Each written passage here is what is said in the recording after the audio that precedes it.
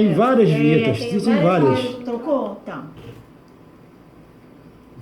Bom, tu então me diz o que tu quer que eu fale na hora, tá?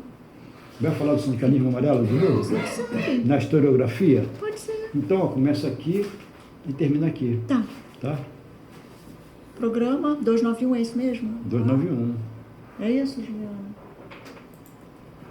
Sindipetro RJ. A história, quem faz somos nós.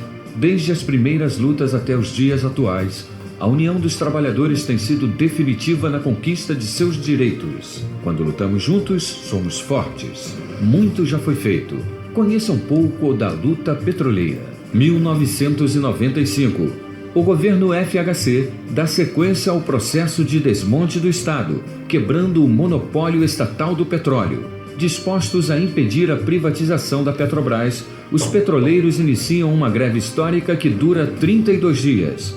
FHC bloqueia as finanças dos Sindipetros para enfraquecer a resistência contra a privatização. Em 1999, o governo federal foi condenado pela OIT por sua postura com os petroleiros. Esta parte da história depende de você. Participe. Seja você também uma peça fundamental na construção da luta. É no sindicato que nos unimos e nos organizamos para lutar em defesa dos nossos direitos, reivindicar melhores salários e condições de trabalho. Ser sócio do sindicato é contribuir para a sustentação política e material da entidade. É apoiar a organização independente dos trabalhadores. É contribuir na luta pela construção de uma sociedade mais justa. Sindicalize-se. Se você já é sindicalizado ou sindicalizada, repasse esta informação para um companheiro ou companheira e fale sobre a importância da sindicalização. Sindipetro RJ, lutando pela soberania nacional.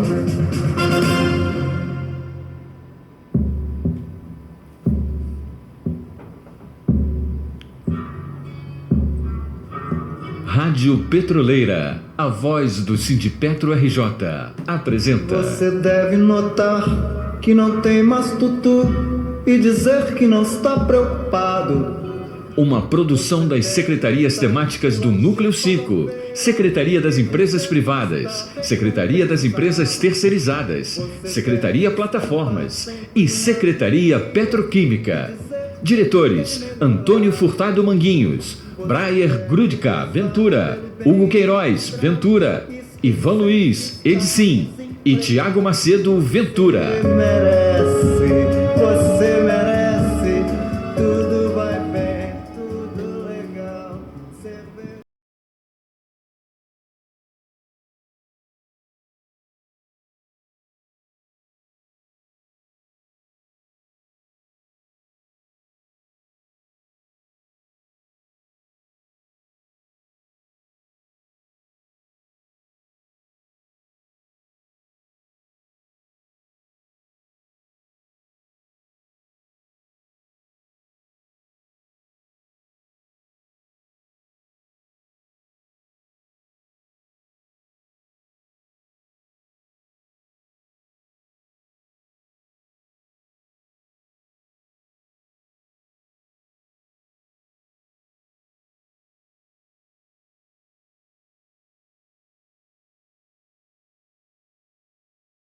E companheiros que nos dão o prazer da sua audiência. E sempre falando aqui do companheiro Ivan, né, que está sempre participativo, da companheira Rosa e da nossa Juliana, técnica de som. Agora você vê, né, é uma coisa que chama bastante a atenção da gente, é essa música, né? O Rio de Janeiro, ele é bonito por natureza. Apesar de todos os ataques que ele sofre, e recentemente, esse ataque agora que está na mídia, no mundo todo, infelizmente, mais uma vez o Rio de Janeiro é visto pela parte mais negativa que possa acontecer, né?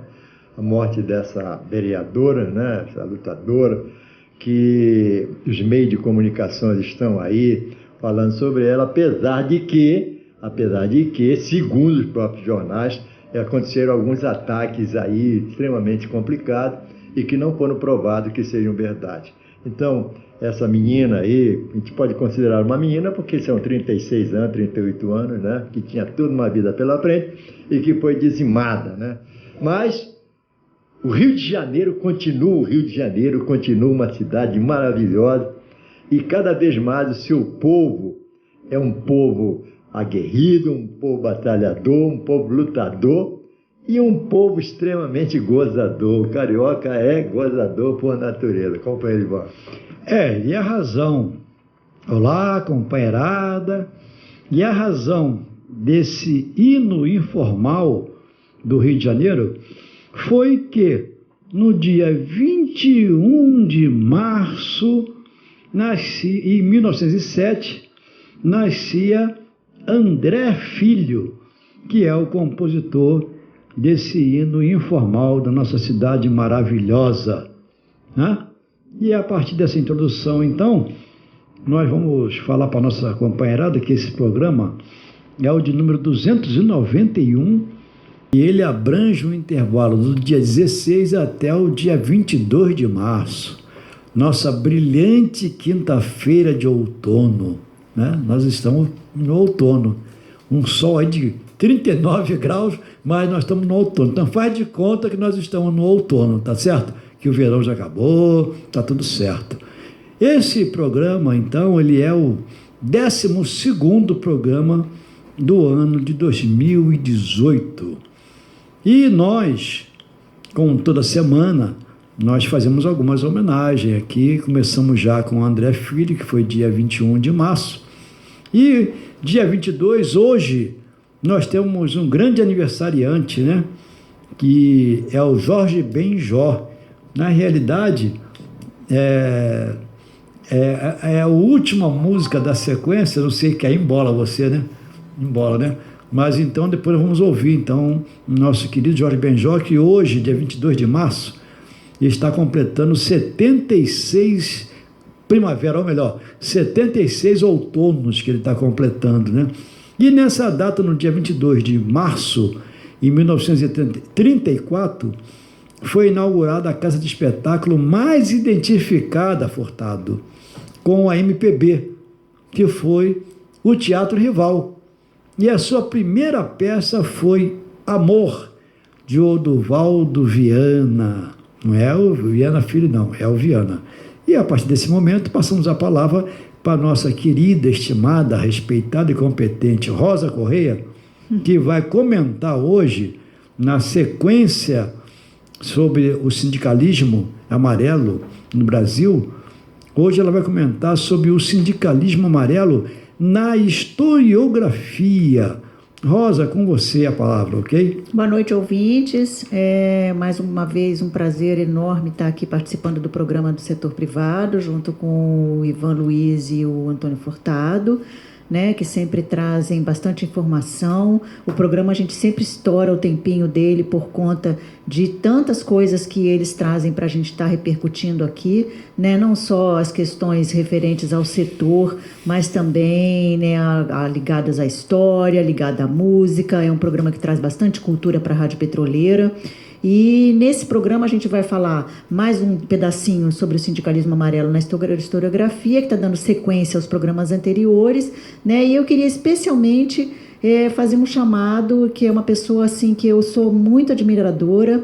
Assisti ao filme que foi feito em homenagem a ela, né, com a biografia, e fiquei bastante emocionada com vários trechos da vida dela que eu desconhecia. Aconselho inclusive as pessoas a assistirem se ainda não tiveram essa oportunidade. Passou no cinema, né, mas deve estar chegando aí já na televisão brevemente, que é a Elis Regina. Né, no dia 17 ela estaria completando 73 anos, né, nasceu em 1921 em Recife. Não, aí eu já estou falando de outra pessoa. Né, a Elis Regina estaria completando 73 anos, a gente está chamando aí uma música dela, Juliana? Exatamente, é a primeira da sequência. Dia 17 de março. Furtado escolheu, Bêbado e Equilibrista. Programa de rádio tem que ter música, né, Rosa?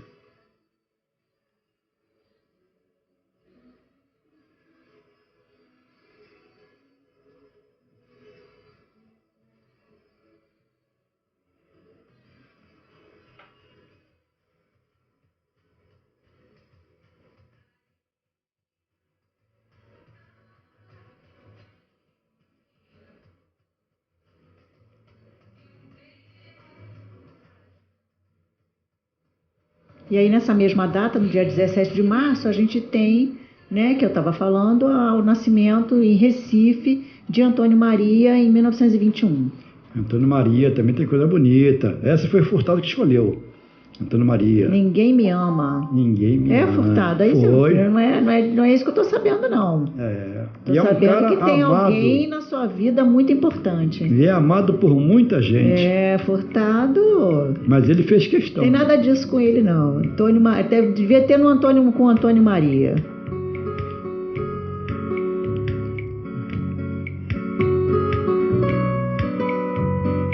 Bonita aí. Dá até vontade de tirar para dançar, né? Bonito, bonito. Não vai ter tempo.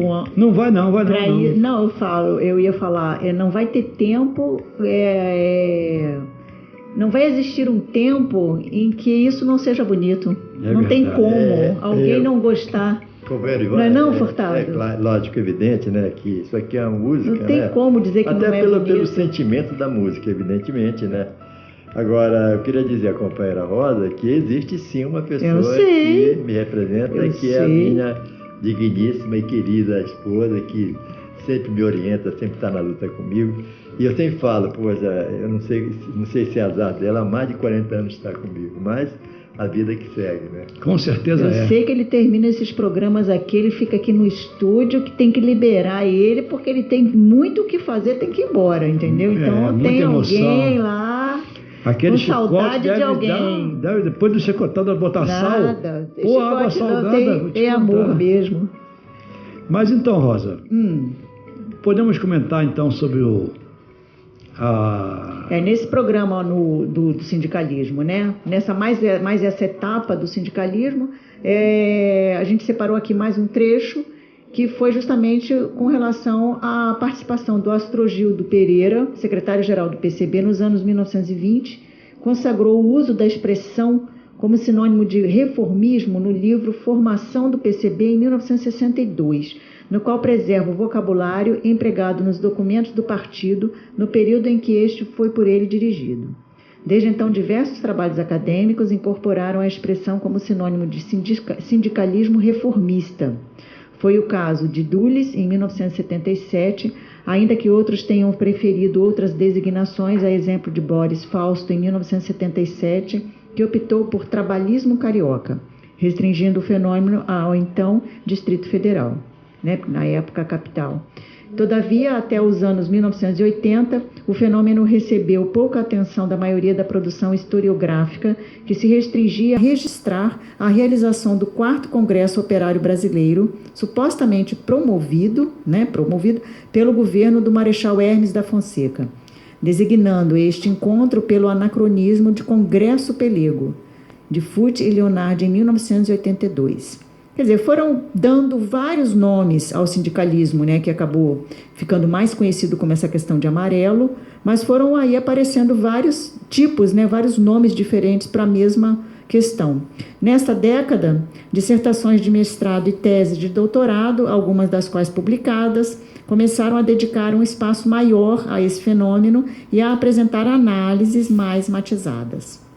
Na década de 1990, pesquisas enfocando o movimento operário da Primeira República em outras localidades ou estados no Brasil todo, além de Rio de Janeiro e São Paulo, mostraram a existência de práticas sindicais que poderiam facilmente ser classificadas também como sindicalismo amarelo ou reformista por esse Brasil nosso. E agora com a internet, né, Ivan, a gente fica sabendo ainda de mais coisas, né, mais recentes, assim, vieram aí essas últimas décadas, né, de 2010, e a gente cada vez tem sabido mais, claro, tem sempre, como todo mundo sempre fala, de checar, de ter cuidado de ver bem a fonte que você está pesquisando na internet, mas as pessoas que tiverem interesse, inclusive, em pesquisar mais esse tema, né, Ivan, podem estar pesquisando aí, visitando o site do próprio professor Ivan Luiz, né, que tem mais informações, tem todos os trechos que já foram ditos aqui, né, por ele também. Eu comecei no programa anterior, mas que a gente já vem falando desse tema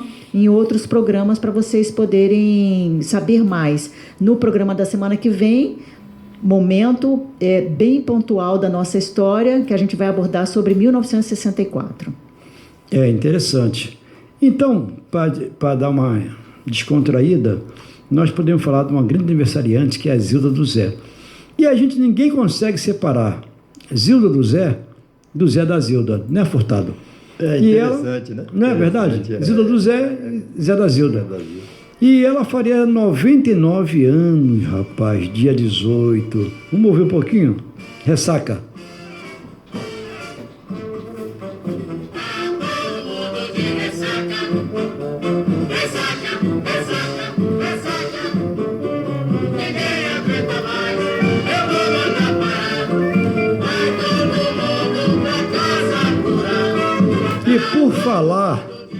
E por falar em ressaca...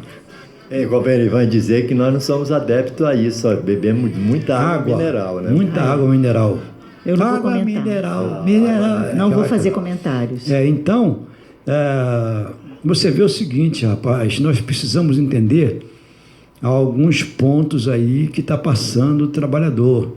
E essa reforma que está sendo imposta aí, ela prevê que o empregado que entrar com uma ação na justiça contra uma empresa qualquer, e se porventura ele perder, terá que arcar com as custas do processo, os chamados honorários de sucumbência ou suculência, como diz o Furtado, né?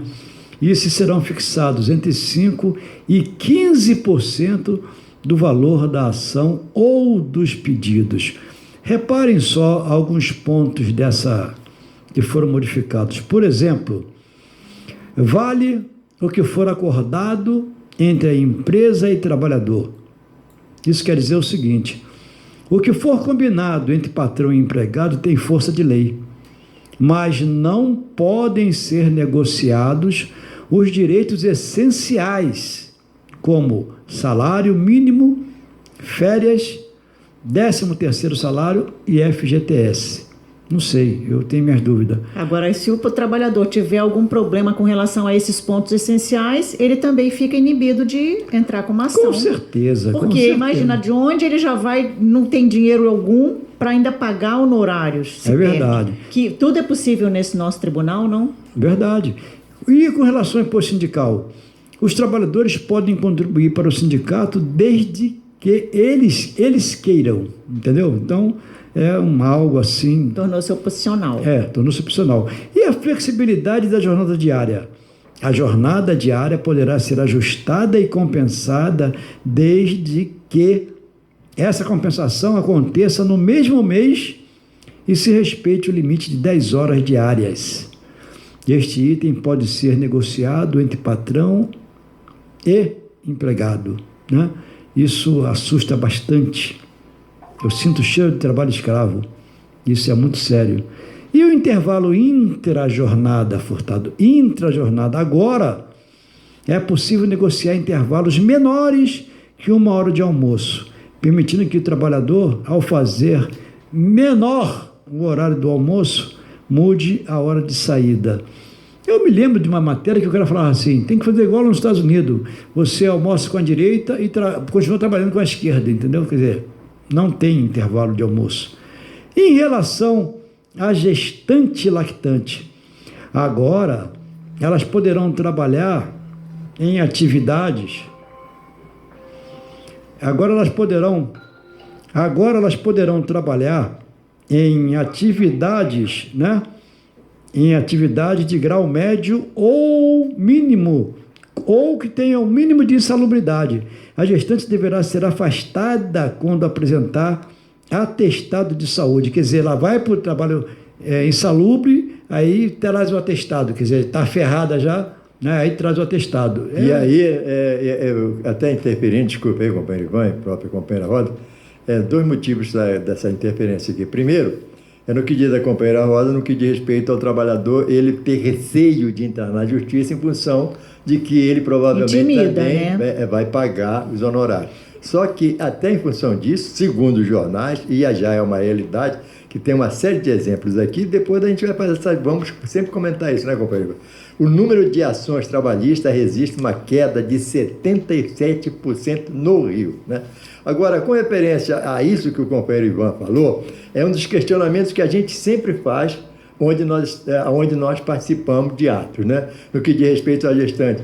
Olha, a gestante já tem uma certa dificuldade do próprio emprego, está com problema, né, de estar gestante naquela oportunidade, e ela fica exposta aos agentes químicos, ela tem que consultar um médico para o médico dizer que às vezes não é desmerecer o médico, não é nada disso, mas às vezes o médico não tem um grande conhecimento daquela matéria onde ela está ali exposta. Ele tem que dizer sim ou não. Olha só, quando é que vai acontecer isso, companheira Rosa? Quando é isso que vai, companheiro Ivan? Da própria gestante no médico dizer, olha, eu trabalho num local aí que é danoso para a minha saúde, qual é a sua opinião? A gente sabe que isso vai ser um problema difícil da própria trabalhadora. Né? Muito, até muito, porque, muito. assim, ela grávida, se ela por acaso é demitida, que essa reforma permite, se for um acordo, né? Se não está como uma coisa essencial a gravidez, né? Então, e aí depois como é que vai ser para ela arranjar um trabalho? Grávida, né? Essa reforma... Então, ela vai 9 meses, ela vai ter que ficar... acaba que a trabalhadora vai aceitar esse tipo de coação e isso é uma geração que vai nascer com problemas de saúde, como a gente já viu em várias outras oportunidades na história, né? Que a gente sabe que essa reforma que eles criaram, ela é legal, né? Tem força de lei, mas é imoral, porque nos remete muito ao sistema escravagista, entendeu o negócio? Onde você automaticamente não tinha direito nenhum.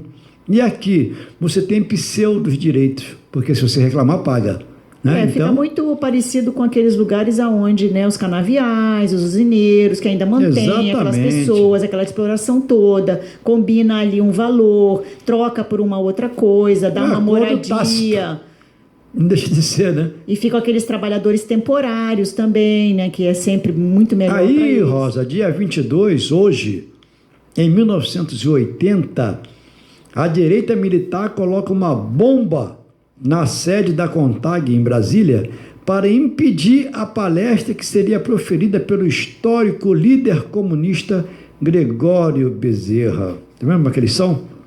Para amenizar, então... Muito fácil calar a boca das pessoas. Muito fácil, com bomba é mole. Aí você vê o seguinte, nós temos um aniversariante também, que nós destacamos aí, o Furtado mais uma vez brilhantemente destacou, que foi nosso querido Assis Valente, né? Que estaria fazendo hoje não, dia 19, estaria fazendo 107 aninhos. Olha foi que o Furtado escolheu, olha só.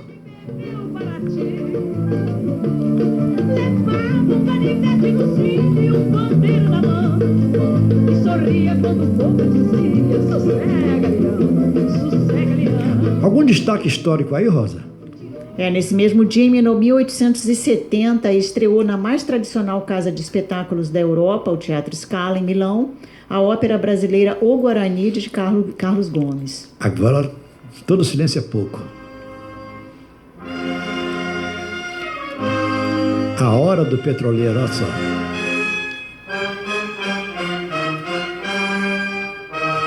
E nesse mesmo dia, em 1937, o cantor e compositor Fernando Lona.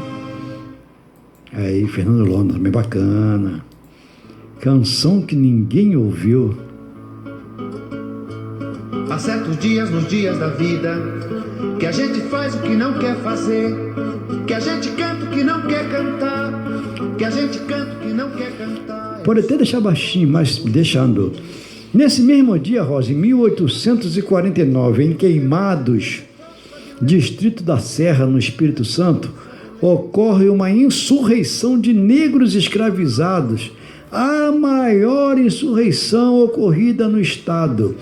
Cerca de 300 homens participaram do levante por liberdade. Após a repressão, os líderes foram presos, mas alguns conseguiram fugir, como Elisário. E esse Elisário ficou conhecido na história brasileira como o Zumbi da Serra. Mais algum destaque aí, Rosa? Eu queria fazer um aqui com relação a Cecília Coimbra. Ela nasceu em 1941, no dia 16 de março, E a Cecília, ela foi uma líder, né, do movimento de resistência à ditadura civil-militar brasileira. Ela foi torturada, né, e aí ela fundou, em 1985, eu acompanhei isso bem de perto, o grupo Tortura Nunca Mais. A Cecília foi uma das primeiras mulheres a revelar o que realmente aconteceu naqueles, nem sei o nome para aquilo que aconteceu, né, onde várias pessoas foram mortas e torturadas nos porões, né? A gente costuma muito usar esses termos como porões, e ela denunciou, então, tudo o que aconteceu, né, com ela, tudo que foi feito, como é que foi, em detalhes, né? Ela se expôs, e isso fez com que outras pessoas, né, que tinham passado pelos mesmos problemas, por todo aquele processo, também viessem a denunciar toda aquela prática que aconteceu no Brasil. Rosa, você sabe que no outro dia o Furtado falou assim: Ivan, já está fazendo 20 anos que o Tim Maia faleceu, né? 20 anos. Agora você vê, está fazendo 5 anos já que o Emílio Santiago está cantando lá para os anjos no céu. E nós vamos fazer uma pequena homenagem aqui para o Emílio Santiago, uma música muito bonita dele. Flamboyant. Sabe que o Emílio Santiago, o primeiro show dele, ele convidou todo mundo que ele conhecia, todo mundo que ele já tinha visto na vida, com um caderninho de telefone dele. Foi assim que ele fez. E ele bancou uma noite no Canecão. Caramba. Que era uma grande casa de shows aqui no Rio, né? As pessoas talvez não quem pode ter gente aí ouvindo a gente, os ouvintes que não saibam que ela funcionou ali, né, de forma casa histórica, né? De forma, claro, errada, né? A UFRJ teve todo o direito de retomar ali o espaço, né, naquela ponta de Botafogo, aqui no Rio de Janeiro, mas sem dúvida, também nós não podemos deixar de afirmar que o Canecão foi uma casa nesse sentido. Mas retomar para quê? A pergunta é essa, né? Mas aí é outra discussão, né? Então, assim, o Emílio Santiago... esse show foi incrivelmente um sucesso, que ele conseguiu fechar a casa por mais alguns dias, e foi isso aí. Tornou-se o famoso, conhecido e muito talentoso Emílio Santiago. Rosa Correia é cultura. Tô pensando o quê? Vendo? Isso aqui é coisa séria, né? Muito. Mas, Rosa, em seguida, logo, faria 155 anos, nesse mesmo dia, o grande Ernesto Nazaré. Furtado que escolheu essa também. Brejeiro. É.